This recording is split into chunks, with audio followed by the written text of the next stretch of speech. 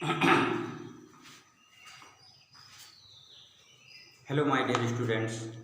Welcome to VPIC online classes. How are you all? I hope you are very well. मैं आपका हिंदी विषय अध्यापक Hari sir. आज class 9 Hindi subject के अंतर्गत हिंदी लिटरेचर के अंतर्गत एकांकी लेकर उपस्थित हुआ हूँ और पहला पाठ है और पहले पाठ का आपके पाठ का नाम है दीपदान. दीपदान एकांकी के साथ उपस्थित हुआ हूँ. दीपदान एकांकी का सारांश जानने के पहले हम इस एकांकी के विषय में जान लेते हैं कि एकांकी नाम किस कारण से पड़ा. एकांकी में एक ही अंक होती है, एक बार में ही संपूर्ण कथानक का अंत हो जाता है. एक ही अंक में इसकी संपूर्ण कहानी लिखी होती है, इसीलिए इसे एकांकी कहा जाता है. संस्कृत में रूपकों और रूपकों में एक अंग नाट्य रूपकों के बीच हमें प्राप्त होते हैं. जिस प्रकार से नाटक होता है उसी प्रकार से नाटक का एक छोटा रूप एकांकी होता है. एकांकी बहुत छोटा रूप होता है जिसमें मैंने बताया एक ही अंक होता है और इसका जो विकास हुआ है वो भारतेंदु युग में हुआ है. बृहद विकास आगे चलकर होता है, लेकिन इसकी जो शुरुआत हुई है वो भारतेंदु युग से मानी जाती है. उसमें चाहे वो भारत दुर्दशा नाट्य रास हो, चाहे वो अंधेर नगरी प्रहसन हो. अंधेर नगरी आप लोग सुने होंगे, अंधेर नगरी, चौपट राजा, टका शेर भाजी टका शेर खाजा. इसे नाटक भी कहा जाता है और एकांकी में भी आती है. इसे प्रहसन के रूप में इसे एक्ट किया जा सकता है, अर्थात इसे मंच पर फिल्माया जा सकता है. तो ये एकांकी हमारे समक्ष आती हैं एकांकियाँ. इसके पश्चात हम देखते हैं तो बहुत सारी एकांकियाँ हैं भारतेंदु युग में हमें देखने को मिलती हैं. भारत जननी, भारत दुर्दशा, उसके बाद ऐतिहासिक नाटकों में महारानी पद्मिनी, सामाजिक एकांकी में चौपट चपेट और जैसे सामाजिक और सुधारवादी एकांकियों में से रेल का टिकट और बूढ़े मुँह मुहासे राधा चरण गोस्वामी की, दुखनी बाला राधा कृष्णदास की एकांकी हमारे समक्ष आती है. और इसके अतिरिक्त हम अगर द्विवेदी युग की बात करें, महावीर प्रसाद द्विवेदी युग के, तो द्विवेदी युग में सामाजिक एकांकी में पंडित हरिशंकर शर्मा, जी.पी. श्रीवास्तव और प्रेमचंद जी आते हैं. ऐतिहासिक एकांकियों में सिया राम शरण गुप्त, ब्रज लाल शास्त्री, धार्मिक एकांकियों में रामनरेश त्रिपाठी तथा श्री राम वाजपेयी का नाम आता है. इस प्रकार से ये एकांकियां हैं. और अगर हम प्रथम एकांकी की बात करें कि प्रथम एकांकी कौन सी है, तो प्रथम एकांकी जो है वह एक घूंट है. जयशंकर प्रसाद की जो एकांकी है एक घूंट प्रथम एकांकी के रूप में हम मानते हैं. प्रथम एकांकी जो है वह एक घूंट है, एक घूंट. इसे हम प्रथम एकांकी कहते हैं. क्या कहते हैं? इसे प्रथम एकांकी कहा जाता है. साहित्यकारों द्वारा माना गया है एक घूंट को. और इसका जो संपादन हुआ था, इस रचना को लिखा गया था 1929 में लिखा है. 1929 ईस्वी में इसे लिखा गया है एक घूंट एकांकी को. और इसके जो लिखने वाले हैं वो जयशंकर प्रसाद जी. इसके जो लेखक हैं वो जयशंकर प्रसाद जी हैं.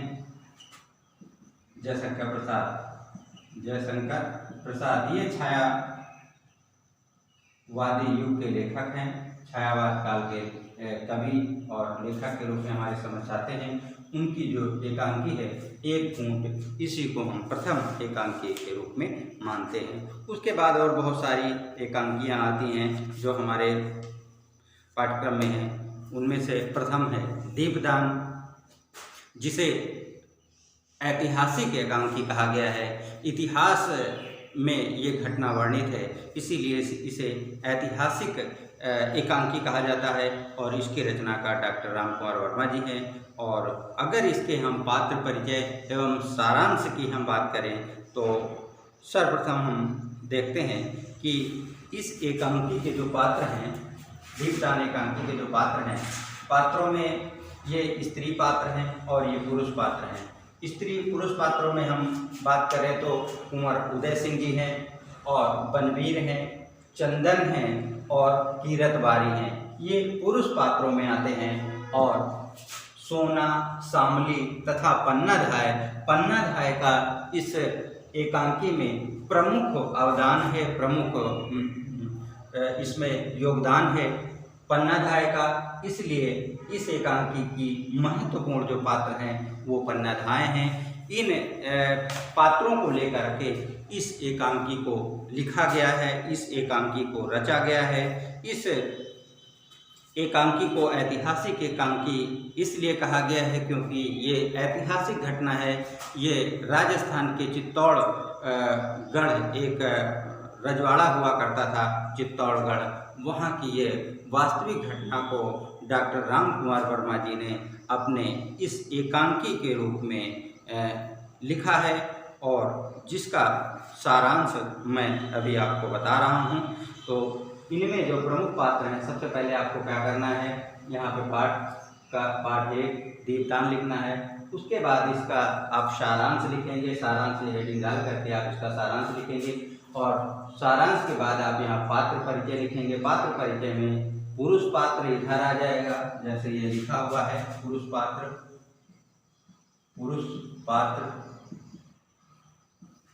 और ये स्त्री पात्र है, ये स्त्री पात्र हैं। पुरुष पात्र और स्त्री पात्र, पुरुष पात्र और स्त्री पात्र हैं। ये पुरुष पात्र हो गए और ये स्त्री पात्र हो गए। तो इस प्रकार से इन लोगों के द्वारा, इन पात्रों के द्वारा इस कहानी का सारांश लिखा गया। आइए देखते हैं इसका सारांश क्या है। डॉक्टर राम कुमार वर्मा द्वारा रचित इस ऐतिहासिक एकांकी दीपदान, जिसमें बलिदान एवं त्याग की मूर्ति पन्नाधाय की ऐतिहासिक गौरव गाथा का चित्रण किया गया है। इस एकांकी का जो सारांश है वो इस प्रकार है। चित्तौड़गढ़ के राणा सांगा की मृत्यु के पश्चात चित्तौड़गढ़ के वास्तविक उत्तराधिकारी का प्रश्न उठता है। चित्तौड़गढ़ में एक राजा राणा सांगा थे। राणा सांगा, जिन्हें राणा संग्राम सिंह कहा जाता है, राणा संग्राम सिंह का बोलबाला हुआ करता था। राणा संग्राम सिंह जी का जो राज चलता था, कुछ जो उनका एरिया था, कुछ उनका क्षेत्र था, रजवाड़ा था, ये काफ़ी दिनों तक इसकी राणा सांगा या चित्तौड़गढ़ की जो परंपरा है, जो राजपूतानी जो परंपरा है राजाओं की, वो कई वर्षों तक चली है। उसमें से एक राजा हुए थे राणा संग्राम सिंह और उनकी मृत्यु के पश्चात उन्होंने चित्तौड़गढ़ की जो बागडोर है वे किसको दिया जाए, इस पर बहुत बहस होती है, बहुत विचार विमर्श होता है। लेकिन अंततः जो राजा राणा सांगा थे, राणा संग्राम सिंह जी थे, उनका जो पुत्र था वह अभी नाबालिग था, जिसका नाम उदय सिंह था। उदय सिंह अल्पवयस्क था, नाबालिग था, जिसके कारण उदय सिंह के संरक्षक के रूप में संग्राम सिंह के भतीजे, अब यहाँ पर देख लीजिए, ये कुंवर उदय सिंह जो थे, इनके पिता का देहांत हुआ, राणा संग्राम सिंह का देहांत हो जाता है।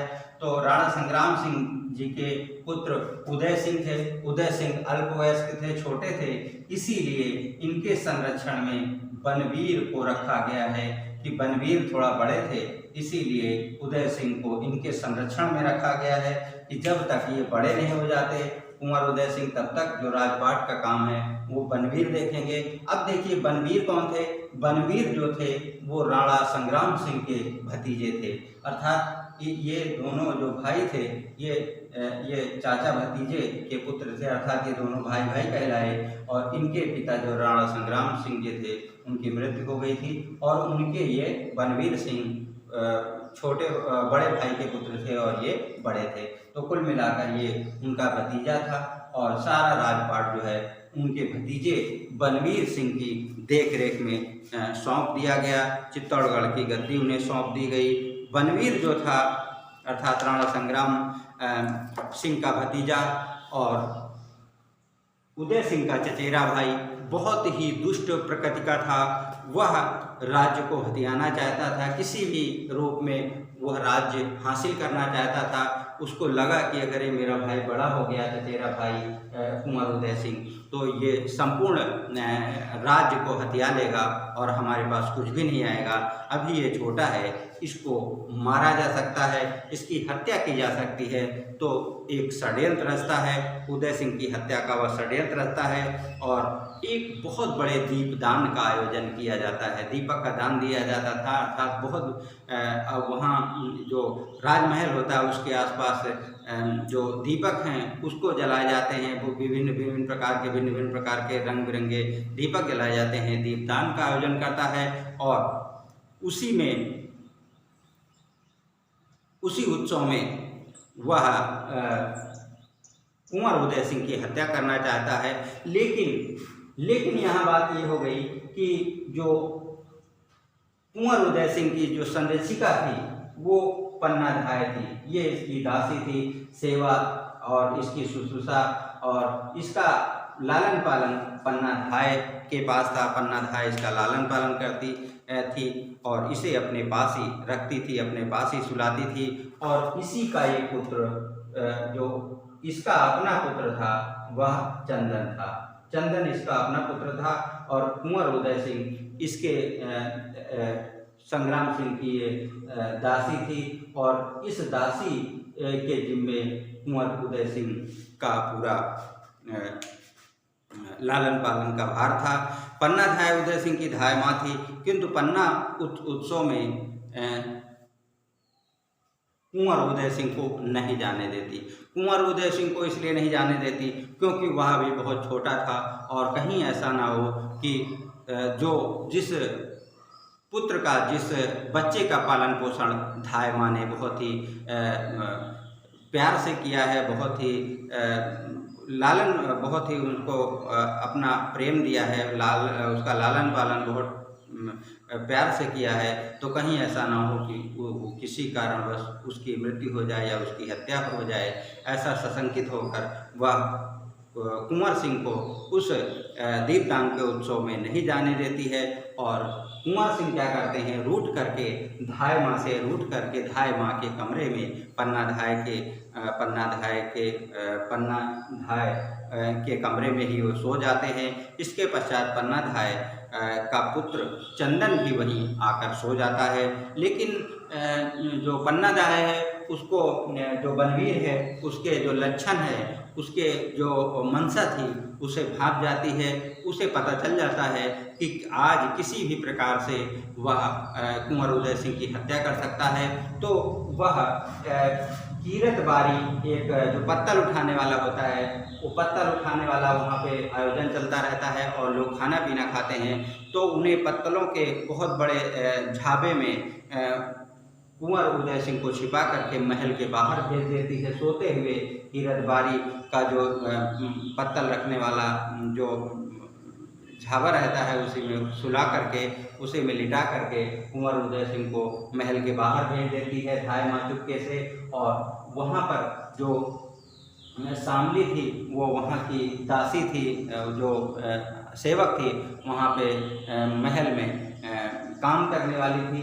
और सोना जो थी वो कुंवर उदय सिंह के साथ पलने बढ़ने वाली और उसके साथ खेलने वाली लड़की थी। तो क्या होता है, पन्ना धाय कुंवर उदय सिंह को कीरत बारी के झाबे में बैठा करके बाहर भेज देते हैं। उसी समय बनवीर अपने हाथ में नंगी तलवार लेकर आता है और पन्ना धाय के कमरे में प्रवेश करता है और पन्ना धाय को जागीर देने का लालच देता है। लेकिन पन्ना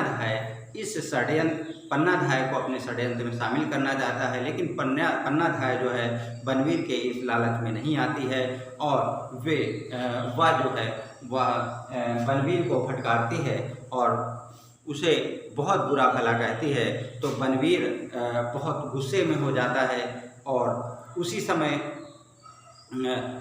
जो पन्ना धाय है वह कहती भी है कि मैं एक राजपूतनी हूँ, मैं व्यापार नहीं करती महाराज, यह तो रणभूमि चढ़ती है कि तो या तो रणभूमि में चढ़ जाती है या उसकी मृत्यु ही हो जाती है या तो चिता पर चढ़ जाती है। मैं पन्नाधाय जरूर हूँ लेकिन एक राजपूतनी हूँ, तुमसे व्यापार नहीं कर सकती, कुंवर उदय सिंह की हत्या नहीं करवा सकती।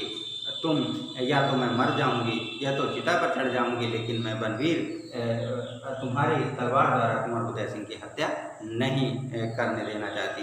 तो ऐसा सुनकर बनवीर बहुत क्रोधित होता है। वह अपने तलवार हाथ में लिए रहता है, उसको उठाता है और जिस बिस्तर पे कुंवर उदय सिंह सोया हुआ रहता है, कुंवर उदय सिंह को जो पन्नाधाय है वो कीरतबारी में छुपाकर बाहर भेज देती है। लेकिन कुंवर उदय सिंह के बिस्तर पे ही उसका स्वयं का पुत्र, पन्नाधाय का स्वयं का पुत्र चंदन लेटा रहता है और जो बनवीर है नंगी तलवार से धाय माँ के सामने ही उसके पुत्र चंदन की हत्या कर देता है।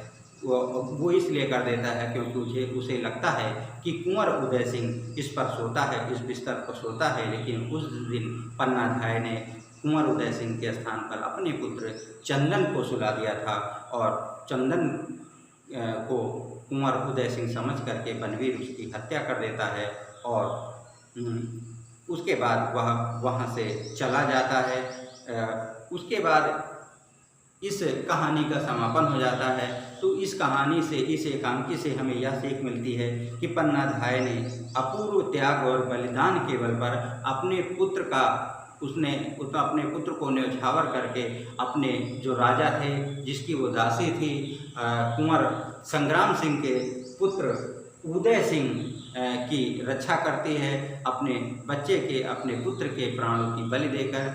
इस कहानी से हमें यह पता चलता है कि पन्नाधाय ने अपने जो बलिदान एवं त्याग की मूर्ति के रूप में हमारे समक्ष उपस्थित होती है। तो इस प्रकार से इस एकांकी का यही समापन हो जाता है। आप लोग अपने जो बुक है उसमें से इस एकांकी को जरूर पढ़िएगा और बहुत अच्छा लगेगा। इसमें पन्नाधाय का जो रोल है, पन्नाधाय का जो कार्य है वह बहुत सराहनीय है, जिसने अपने मालिक राणा संग्राम सिंह के पुत्र कुंवर उदय सिंह को बचाने के लिए अपने पुत्र चंदन को न्यौछावर कर देती है। अपने समक्ष उसके सामने ही उसकी पुत्र की हत्या कर दी जाती है, लेकिन वो अपने मालिक राणा संग्राम के पुत्र उदय सिंह की संरक्षिका के रूप में बिल्कुल ही निडर और निश्चल होकर के उसे बचा पाने में समर्थ रहती है। यही इस एकांकी का समापन है, यही इस एकांकी का सारांश है। आप लोग इस चैप्टर को जरूर पढ़िएगा। अगले वीडियो में हम किसी नए चैप्टर को लेकर फिर से आपके समक्ष उपस्थित होंगे। तो मिलते हैं नेक्स्ट वीडियो में नए टॉपिक के साथ। तब तक के लिए थैंक यू वेरी मच।